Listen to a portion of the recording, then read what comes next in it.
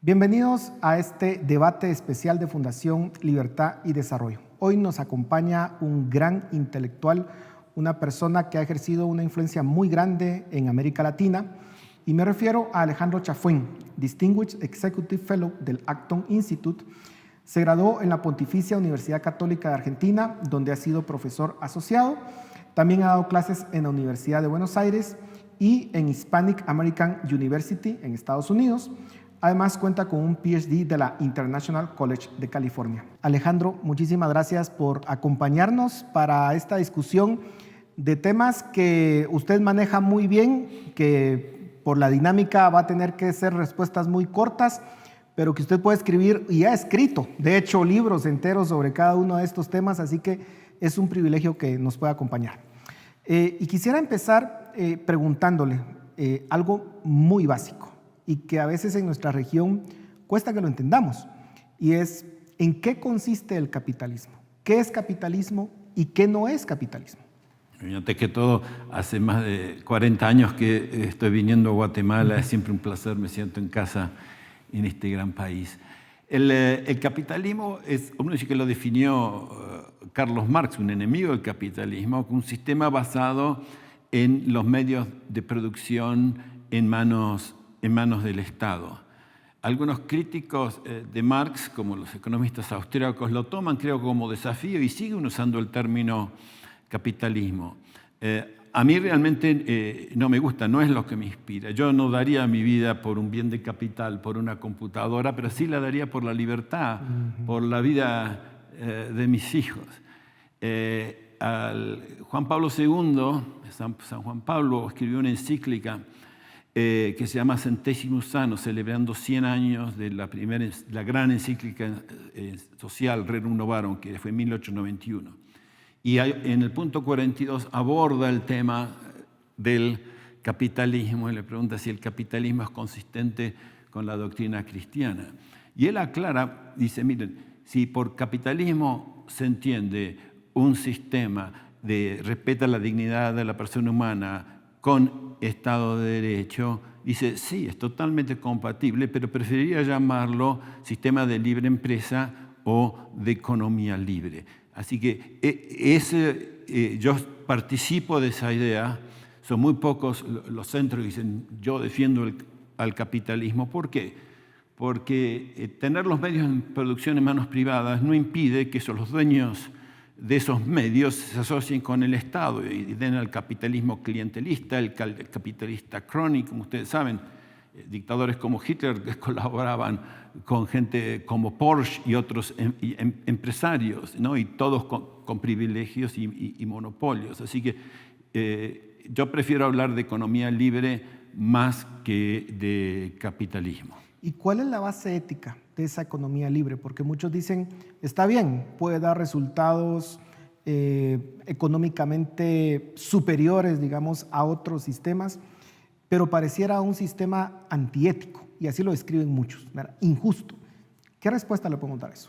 Bueno, mira, la base de la economía libre es la propiedad privada, pero la propiedad privada obtenida en forma justa y protegida por un Estado de Derecho y con un sistema interno que proteja a la vida y a la propiedad de ataques internos y externos.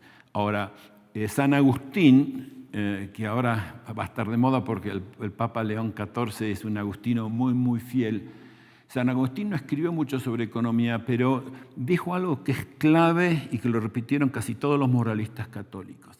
Los vicios y los pecados no son de la empresa o del sistema de empresa, son del capitalista, son de los capitalistas como los gobernantes, todos son pasibles de ser pecadores, pero los vicios son del negociante, no de los negocios. Ahora, claro, la virtud también, y algo que es esencial, yo creo que para una sociedad libre puede existir, ya mencioné la propiedad privada, el Estado de Derecho, y después la institución básica, que es la institución de la familia, donde todos nosotros empezamos a aprender un poco a ser civilizados y crecer como personas. Algunos dicen que la propiedad privada nació justamente para proteger la familia intergeneracional, ¿no? Si uno no tiene propiedad privada, ¿qué pasa cuando moría el padre? ¿Cómo mantiene el núcleo? Así que, en fin, esos son para mí 3 pilares esenciales del sistema de la economía libre.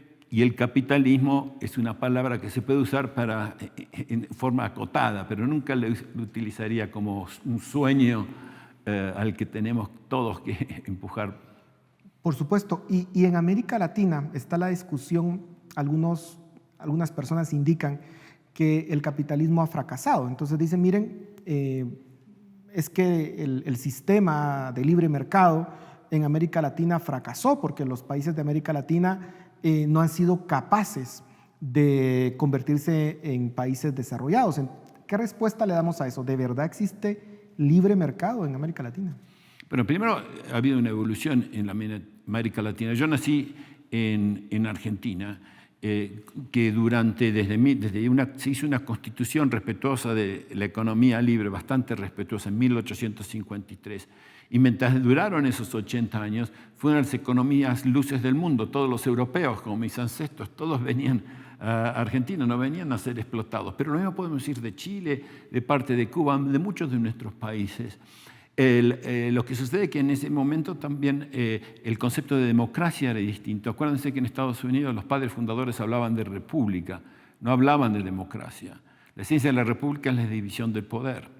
Cuando la democracia se convierte en una democracia sin límites, democracia popular, algunos lo definen con la palabra de este filósofo francés Jean-Jacques Rousseau, rousseauiana, en lugar de la república, es ahí donde yo creo que empiezan los grandes problemas. Entonces, mucho de lo que uno ve en Latinoamérica ha sido empresarios capitalistas que se asocian al poder de turno, obtienen privilegios de todo tipo, exenciones impositivas, un contrato especial, ¿no? Restricciones para los competidores. Y entonces en Latinoamérica uno escucha la palabra incluso propiedad privada o capitalismo y a veces le va a la mente a la gente de gente que ha abusado de su poder económico debido a los privilegios y contactos con el gobierno. Y en ese sentido, ¿cómo ha afectado la corrupción en América Latina? Porque anteriormente, fuera de cámaras, hablábamos un poco sobre los índices, ¿no? Pero la corrupción pareciera ser mucho más enraizada en América Latina que, por ejemplo, en Estados Unidos o en Europa. Y mucho tiene que ver tal vez por esa poca restricción al poder que existe en América Latina. Los políticos en general no dan cuentas a los votantes, sino que pareciera que pueden hacer lo que quieran. La corrupción es un síntoma de ese problema más grave que es el poder sin límites en América Latina. Sí, estás muy cerca de la verdad. Para completar la pregunta anterior con la respuesta que tenemos ahora, hoy podemos ir más allá de las anécdotas. Yo soy miembro también del directorio del instituto más prestigioso de Canadá, el Instituto Fraser, que empezó a medir la libertad económica, es decir, empezó a medir el capitalismo.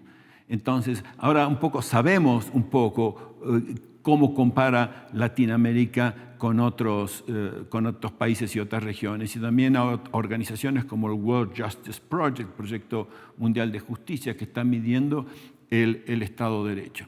Yo fui el primero en la historia, ustedes lo pueden corroborar, que cuando empezaron a salir los índices de libertad económica, una organización entre una universidad alemana, Transparency International, empezó a medir percepción de corrupción.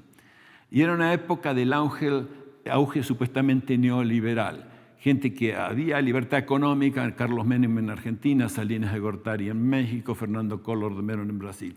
Y como empezaron a haber casos de corrupción, decían, la culpa es del neoliberalismo. Entonces, ¿qué es lo que hice yo como economista? Empecé a primero estudiar la teoría, después ver la correlación. Y lo que se ve es que cuanto más libertad económica, menos corrupción. Cuando hay libertad económica, no es simplemente el tamaño del Estado. Guatemala tiene un Estado supuestamente chico, medible, y Escandinavia tiene un Estado enorme, y sin embargo en Escandinavia hay muy poca corrupción. Pero hay cosas culturales. Escandinavia es un país, los países Suecia, Noruega, Finlandia, muy homogéneos culturales hasta unos años. Ahora está explotando porque esa homogeneidad ha desaparecido. Pero no es automático, pero justamente al revés, cuanto más libertad económica hay, menos corrupción. Hay un instituto aquí que se llama Fe y Libertad, que salió de gente de la Universidad Francisco Marroquín, que acaba de repetir mis estudios de los 90 y del comienzo del año 2000 con datos actuales. Y es interesantísimo, les recomiendo que lo lean porque muestra realmente, primero, qué complejo que es el tema, pero cómo nadie podría decir que la libertad económica verdadera, con un estado de igualdad ante la justicia, es la que produce la corrupción, sino que es el caso al revés. Lo que hay que hacer es incrementar la transparencia de los actos de gobierno, disminuir la discrecionalidad que tienen los burócratas y simplificar, obviamente, todo el tema de regulación. Cuanto más compleja la regulación es, más fácil es a veces para un burócrata dar privilegios, permisos especiales que favorecen a uno y dañan al bien común. De hecho, tuvimos en esta casa también a los autores de ese libro del que usted menciona, la actualización del estudio que usted había hecho. Los entrevistamos, estuvo aquí Carlos Ríos de Rodríguez y David Casasola, así que por supuesto estamos al tanto de ese estudio y lo discutimos en su momento. Y el tema es también cómo los sistemas de justicia pueden fortalecerse en América Latina, porque al final son sistemas de justicia que pareciera que están capturados por la misma clase política. La cultura tiene que ver, pero ¿cómo lograr también un sistema de justicia más independiente? Ese realmente es la pregunta del millón, porque lamentablemente estamos viendo también que en Occidente se está manipulando la justicia, que hay una justicia para los amigos de la política, del gobierno de turno, y una justicia, ¿no?, para el resto de la población. Primero, sobre todo en países con poca seguridad. Algunas de las ideas que se me ocurren a mí era poner a los jueces de la Suprema Corte con una protección inmensa, con muy buenos salarios, ¿no? Y ponerlos en un nivel muy alto. El tema es cómo nos movemos de un sistema de justicia con corrupción y privilegios a un sistema de justicia distinto. Europa del Este sufrió esto. Algunos países mantuvieron los jueces que estaban en el sistema comunista y otros dijeron que no. Pero cuando uno cambia todos los jueces, algunos lo acusan de manipulación de la justicia. Yo creo que nada puede reemplazar el compromiso de cada uno de ustedes de no ser partícipes de casos de corrupción, de involucrarse en la educación como están haciendo ustedes con su centro y demostrar la importancia del Estado de Derecho y de los derechos de la persona y demandar de las autoridades que se respeten esos derechos. Pero no, repito, no me gustan las cosas que a veces se ha hecho en la Embajada de Estados Unidos. Yo soy ciudadano de Estados Unidos y de otros países imponiendo o requiriendo imposición de justicia en forma arbitraria, de acuerdo a lo que le gusta en ese momento al Departamento de Estado de Estados Unidos. Ahora, hay un auge en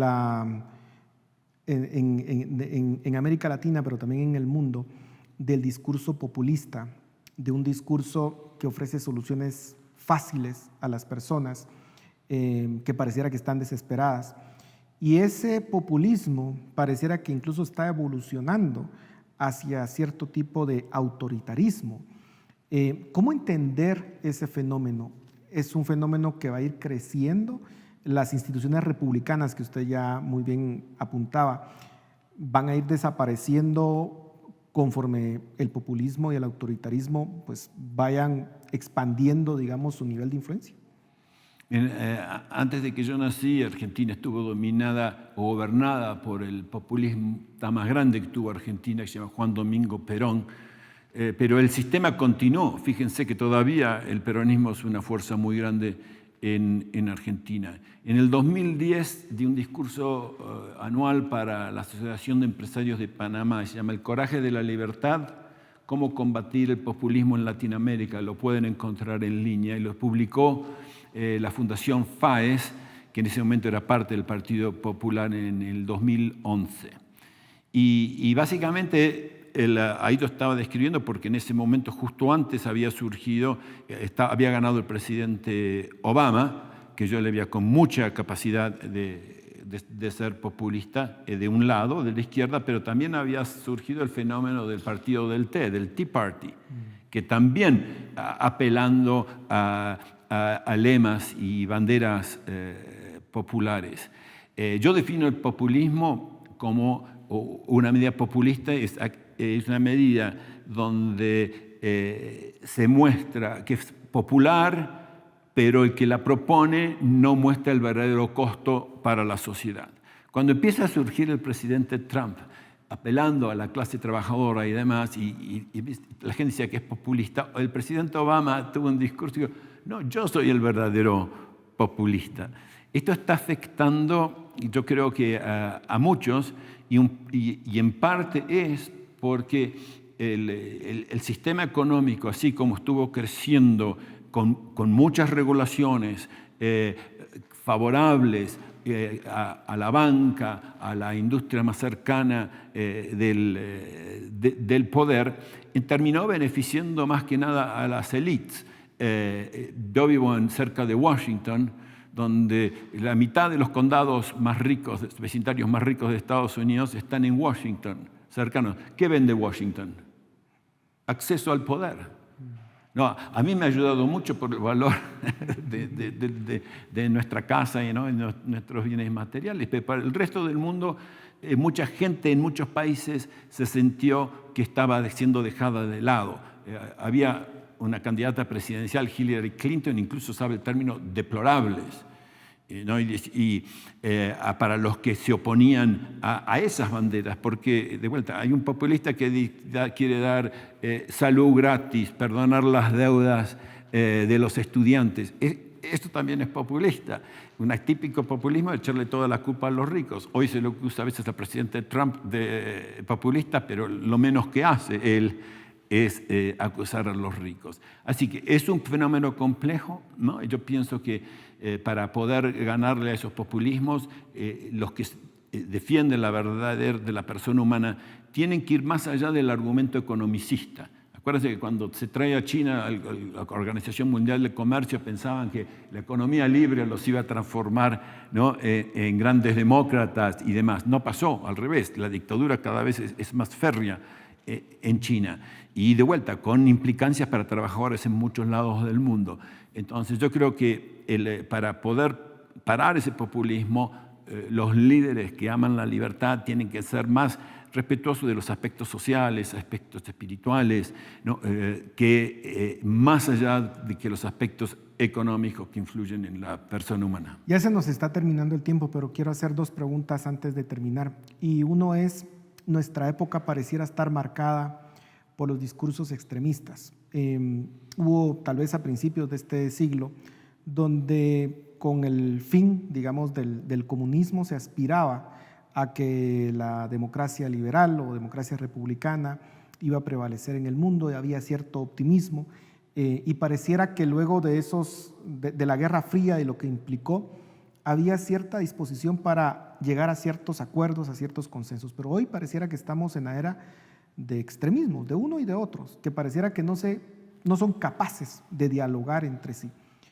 ¿Cómo lograr recuperar la racionalidad, si se quiere llamar así, en la discusión académica, pública, política? Mira, es que ha cambiado la lucha y la batalla. Yo soy uno de los miembros fundadores de la Fundación Internacional de la Libertad que fundó Mario Vargas Llosa, un gran amigo. Y en esa época lo que nos juntaba realmente eran temas de economía y de Estado de Derecho. Cuando el socialismo empieza a perder la lucha para decir que eran la economía del futuro, la riqueza para siempre, la utopía, empiezan a concentrarse más en la batalla cultural. Y es allí donde yo veo muchas más divisiones que en el tema económico hoy. Temas como de vida, ¿no? De familia, de libertad, cuando hay oposiciones contrarias allí, es muy difícil encontrar la unidad. Cuando los países europeos se juntan y van a la Unión Europea, Nunca les dijeron que tenían que autorizar matar chicos en vientres maternos. Nunca les dijeron que tenían que redefinir el matrimonio. O que si le decían varón a un varón que se considera mujer es un crimen, hay que ponerlos presos. ¿Entiende? Entonces, el hecho que nos movimos a ese mundo que antes lo dejábamos mucho para nuestra privacidad, yo creo que ha llevado a estos extremismos. Entonces, yo creo que una de las formas que podemos quizás encontrar un diálogo es respetar todas estas diferencias que existen en nuestro comportamiento personal, en nuestra religión, ¿no? En cómo nos sentimos nosotros como personas, dejarlas al ámbito privado, pero no empujarlos con agendas políticas que vienen impuestas por los grandes poderes del mundo, donde hay una especie de alianza casi colectivista, capitalista, de querer que cada persona sea simplemente un número, donde no vamos a tener nada y no vamos a ser propietarios y todo va a ser como Uber, todo va a ser compartido, sin ataduras. Eso le gusta a veces al colectivista porque sabe que hay una necesidad social del ser humano y que ellos a veces la tratan de llenar con sus organizaciones. Y al capitalista porque trata a cada uno de nosotros como un simple tornillo que lo puede mover de país en país y para su producción. La última pregunta, y nos quedan pocos segundos, pero ¿es compatible la libertad con el movimiento conservador? El liberalismo con el conservadurismo. ¿Son dos visiones compatibles o no? Como algunos quieren señalar, que dicen, digamos, de una parte un poco más progresista dentro del liberalismo, que dice, bueno, ser conservador significa imponer el sistema de vida privado al resto de la sociedad. ¿Es así o no? Bueno, si uno quiere conservar la libertad, obviamente, en ese tipo de definición, yo soy uno de los firmantes de los Freedom Conservatives, un documento en Estados Unidos de gente sí que piensa que es esencial lo que hay que conservar, una idea del conservador, de conservar todo lo que está. Hay pocos conservadores que piensan eso. Von Hayek, que fue un gran mentor y tuve la suerte de conocer, él tiene un famoso artículo, dice, ¿por qué no soy conservador? Y por qué dice, bueno, conservar cuando las cosas son malas no tiene sentido. Y él se definía, para los que entienden un poco Estados Unidos, como las mismas ideas de James Madison. James Madison hoy se considera como un total conservador. Así que para mí, desde ya que es compatible el liberalismo con un cierto conservadurismo. En Estados Unidos tenemos una palabra muy fea para los que creemos en la libertad, pero a veces nos vestimos como conservadores, nos decíamos fusionistas. En el pasado usaba la palabra clásico liberal. En Argentina tenemos un padre fundador llamado Juan Bautista Alberdi, que aquí en Guatemala publicaron un estupendo panfleto, dice, la omnipotencia del Estado en la negación de la libertad individual. Así que las ideas de él eran ideas de libertad, las ideas que llevaron a la civilización. Y cuando el ser humano, cuando la sociedad civil en muchos países trabajó con esa idea de que el ser humano no es solo un individuo, sino que es un ser, una persona con sentido social, con espíritu, creado. Cuando el mundo gente de diversas religiones pensaba de esa forma, de diversos partidos, y vimos el salto de la civilización más grande que existió siempre hacia finales del siglo XIX y comienzos del siglo XX. Bueno, se nos ha terminado el tiempo, Alejandro, pero agradecemos muchísimo esas reflexiones tan profundas en tan poco tiempo y esperamos que esto pueda motivar a la audiencia para que pueda profundizar a las incontables publicaciones que usted tiene a lo largo de una muy fructífera vida. Así que gracias por su tiempo y por acompañarnos en este programa. Y a ustedes muchas gracias por su atención. Nos vemos la próxima semana.